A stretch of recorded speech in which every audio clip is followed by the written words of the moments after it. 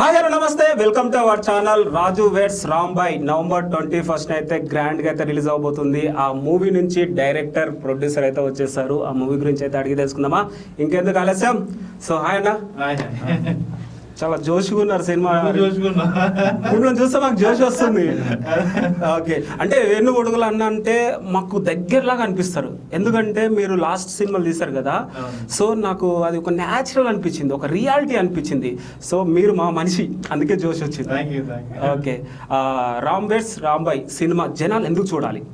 రాజు రాంబాయిల ప్రేమలోని స్వచ్ఛతని, వాళ్ళ ప్రేమలో ఉన్న నిజాయితీని, ప్రేమ కోసం వాళ్ళు ఒకరి కోసం ఒకరు నిలబడ్డ స్థితిని చూస్తే ఇన్స్పైర్ అవుతారు. కాబట్టి ఆడపిల్ల ఉన్న ప్రతి తండ్రి ఈ సినిమాను చూస్తే ఆలోచిస్తారు. కాబట్టి ఈ సినిమా అందరూ చూడాలి తప్పకుండా. ముఖ్యంగా ఆడపిల్లలు ఉన్న తండ్రులు చూడాలి, ప్రతి యంగ్ గర్ల్ యంగ్ బాయ్ చూడాల్సిన సినిమా. ఓకే, మీరు అందరూ ప్రతి ఒక్కరు చూడాలని మీరు అంటున్నారు కదా. నేను ట్రైలర్ గ్లింప్స్ చూసాను. ఏంటి అన్న ఇలా తీస్తాడు, ఏంటి అన్న దారి తప్పాడా, డబ్బుల కోసం ఇలాంటి స్టోరీ ఎంచుకున్నాడా అని నాకైతే క్వశ్చన్ వచ్చింది. దీని గురించి చెప్పాలండి. అంటే డబ్బుల కోసము తీస్తారు ఎవరైనా సినిమా. సినిమా అంటేనే వ్యాపారం కదా, బిజినెస్. సినిమా అంటే బిజినెస్ కదా. సినిమా ఇప్పుడు మనం ఉంటుంది, అదే కదా చెప్పిన నేను. ప్రతి ఆడపిల్ల యొక్క తండ్రి ఈ సినిమా చూసి ఆలోచిస్తాడు. ఆ రోజు ఇంకా చెప్పాలంటే టీనేజ్లో ఉన్న అమ్మాయి అయి ఉంటే కనుక అతనికి, ఆ తండ్రికి ఆ రోజు రాత్రి నిద్రపోకుండా ఆ బిడ్డ గురించి ఆలోచిస్తాడు.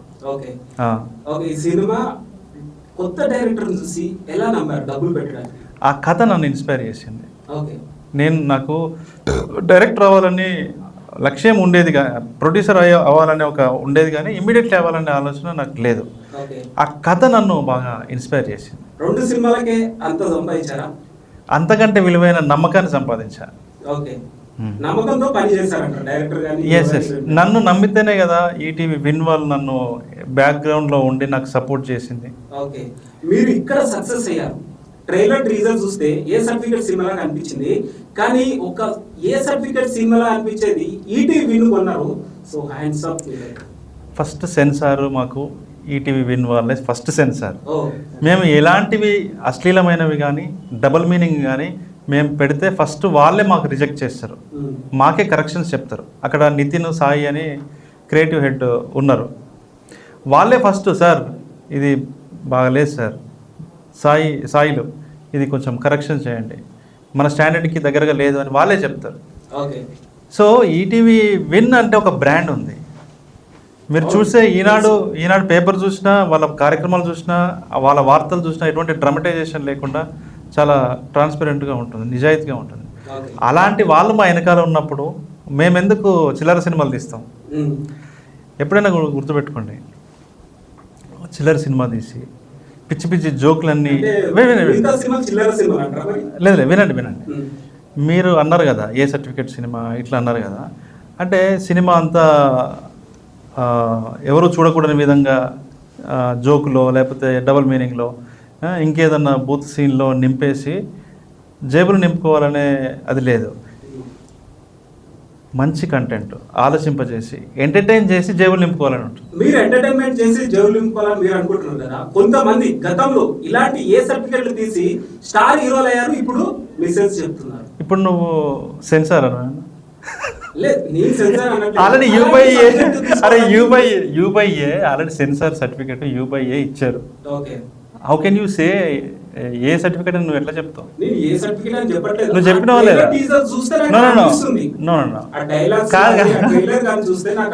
ఏది చెప్పండి, ఏ సర్టిఫికేట్ ఇచ్చేలాగా ఏ షార్ట్ ఉంది చెప్పండి, ఏ డైలాగ్ ఉంది చెప్పండి, చెప్పు. నువ్వు చెప్పాక నెక్స్ట్ ప్రశ్న అడగాలి.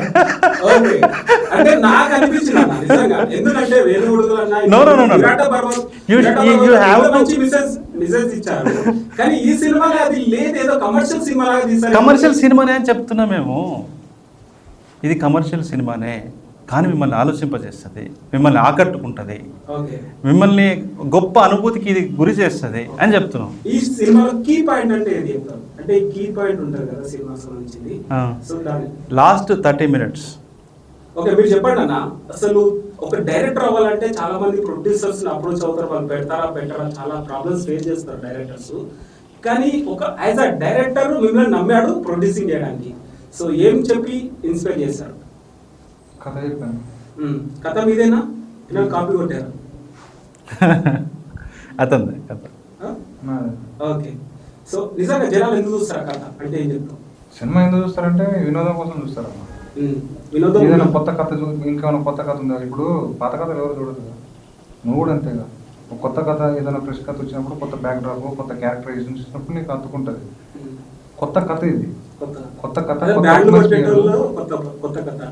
కొట్టేదంటే ఇప్పుడు నువ్వు చూసుకో, బ్యాండ్ కొట్టడం అనేది వృత్తి. ఓకే, వృత్తి. ఇప్పుడు ఇదే ప్రాబ్లం. నీ పేరే ఒక నిమిషం. మహేష్, నీ క్యారెక్టర్ నీ పేరుకి నీ మహేష్ నువ్వు ఉంటావు, ఇంకొక మహేష్ ఉంటాడు, ఇంకో లెక్క ఉంటాడు. బ్యాండ్ కొట్టేటోడు అందరూ కాదు. క్యారెక్టర్ అంటే ఉండవు. ఇప్పుడు బ్యాండ్ కొట్టే షాట్ ఉంటే నువ్వు ఎట్లా జడ్జ్ చేస్తావు అది పాత కథ అని? ఒకటి చెప్తాను, ఆడియన్స్ అంటారు అరే ఆటో నడిపేవాడరా, వాడు బ్యాండ్ కొట్టేటోడరా, రకరకాల పేర్లు పెడతారు కదా.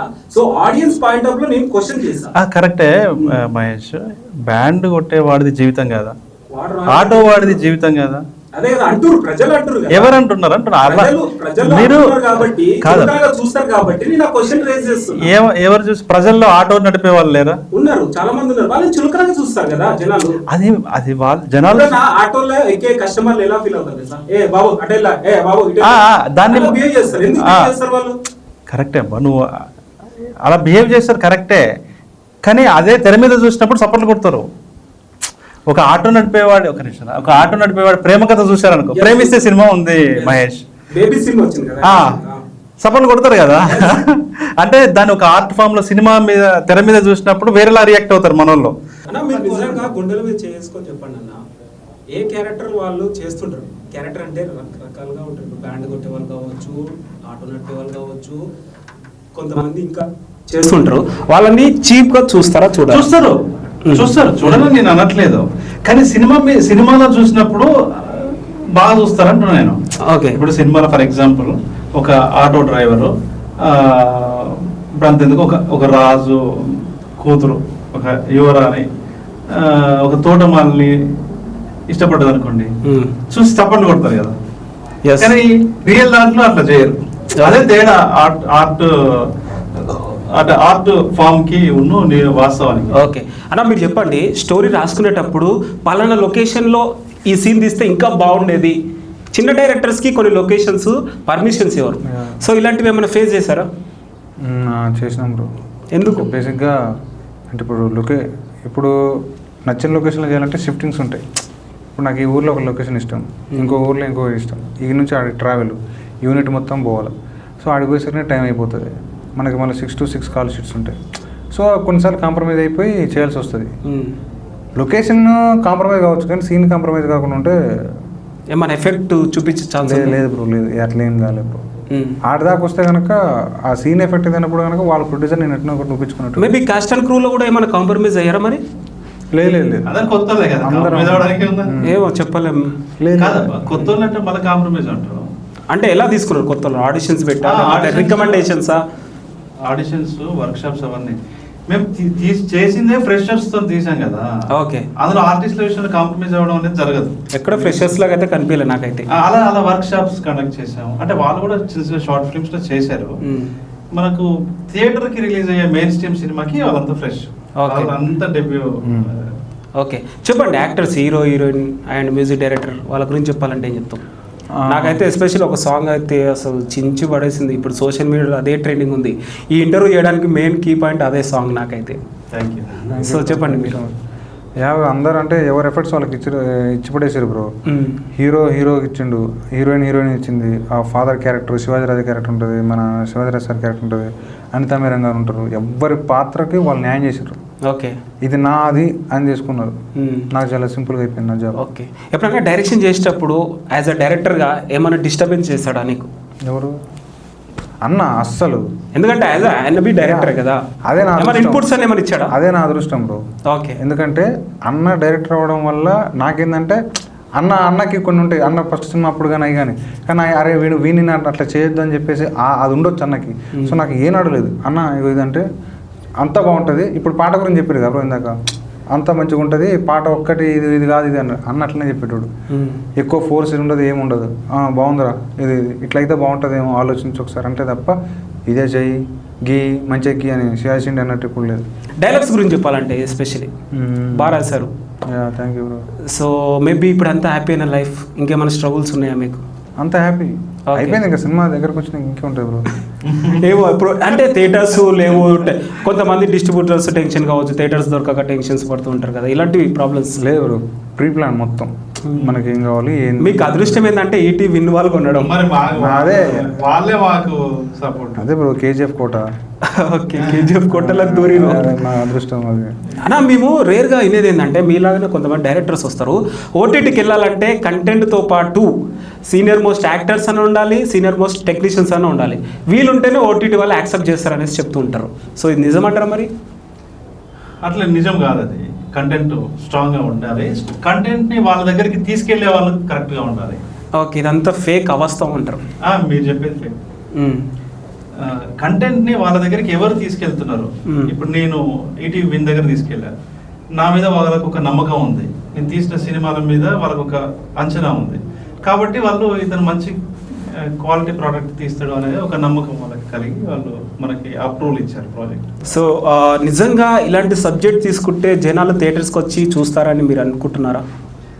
చూస్తారు డెఫినెట్లీ. మీలాంటి వాళ్ళు దీన్ని ఇలాంటి సినిమాల్ని భుజం మీద ఎత్తుకొని జనాల దగ్గరికి వెళ్ళాలి, జనాల దగ్గరికి అంటే మీరు వెళ్ళడం కాదు, మీ కంటెంట్ వాళ్ళ మీద తీసుకెళ్ళి చూడండి ఇలాంటి సినిమా థియేటర్లో ఎక్స్పీరియన్స్ చేయాల్సిన సినిమాని ఇలాంటి వాళ్ళు దాదాపు చెయ్యి వేస్తే పక్కా ఇస్తాం, 100% సపోర్ట్, జనాలు చూస్తారు. ఓకే. అండ్ రీసెంట్గా కొన్ని వెబ్సైట్స్ బ్యాన్ అయినాయి కదా, ఎలా ఫీల్ అవుతున్నారు మరి?